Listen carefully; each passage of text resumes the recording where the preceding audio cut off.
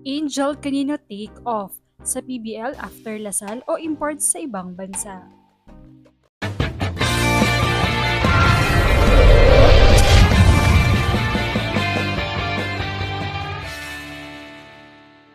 What's up, Volleyball Nation? Welcome back to my YouTube channel. Narito ako para magbigay sa inyo ng updates tungkol sa mundo ng volleyball.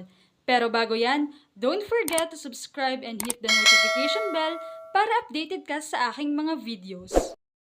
Bagaman nasa UAAP pa rin ngayon si Angel Canino na maglalaro nga sa Season 88 at possible pang ma-extend o gamitin niya ang kanyang last playing year sa Season 89, ay inaabangan na ng marami kung ano ang susunod niyang hakbang o gagawin sa pagtatapos ng kanyang collegiate career. Dahil nga sa murang edad na pinatunayan niyang kayang makipagsabayan internationally, kaya naman hindi malabong abangan siya sa kanyang mga tagahanga. Si Angel Ann Canino ay isa sa pinakahinahang volleyball player sa Pilipinas sa kasalukuyan dahil sa kanyang pambihirang husay, disiplina at determinasyon sa laro. Kilala siya bilang isang versatile at all-around spiker na kayang gumanap bilang outside hitter at opposite hitter. At may kakayahang magdala ng koponan lalo na sa mga crucial na sandali ng laban. Sa murang edad, ipinakita na niya ang kanyang maturity sa paglalaro, malakas pumalo, matatag sa depensa at may mataas na volleyball IQ na bihirang makita sa isang batang atleta. Malinaw na nasasalamin ang kanyang kahusayan sa mga natanggap niyang karangalan at achievements. Sa UAAP Season 85, nagawa ni Angel Canino ang bihirang tagumpay na maging most valuable player at Rookie of the Year sa iisang season habang naglalaro para sa De La Salle Lady Spikers. Patunay ng kanyang agarang impact sa liga. Bukod dito, nakatanggap din siya ng Best Outside Spikers Award sa iba't ibang season ng UAAP na nagpapakita ng kanyang consistency at dominasyon sa collegiate volleyball. Hindi lamang sa local na antasya na mukod-tangi, kundi pati sa international.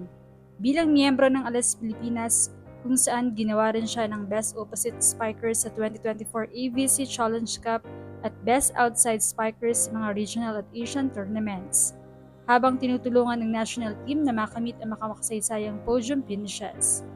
Samantala, gaya nga ng nabanggit, ay saan ba ang sunod na liga na magniningning ang isang Angel Canino? Dahil sa kanyang pambihirang talento, posible nga bang sa ibang bansa niya rin mas hubugin pa ang kanyang talent o kaya naman ay makipagsabayan din siya sa mga talented veterans sa PBL.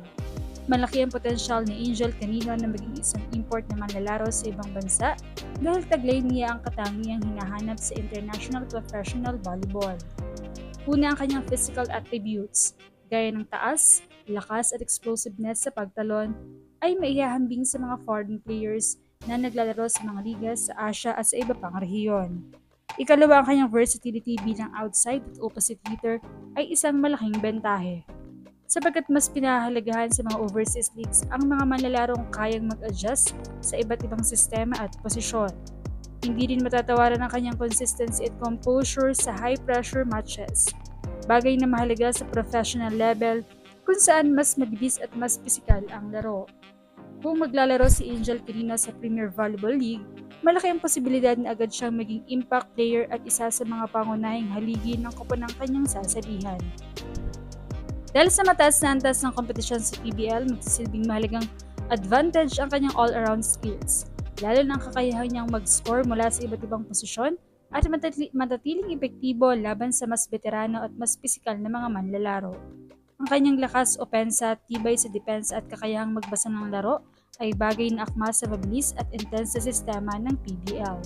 Kaya naman, anong masasabi niyo rito? Leave a comment below. Thank you for watching and don't forget to subscribe.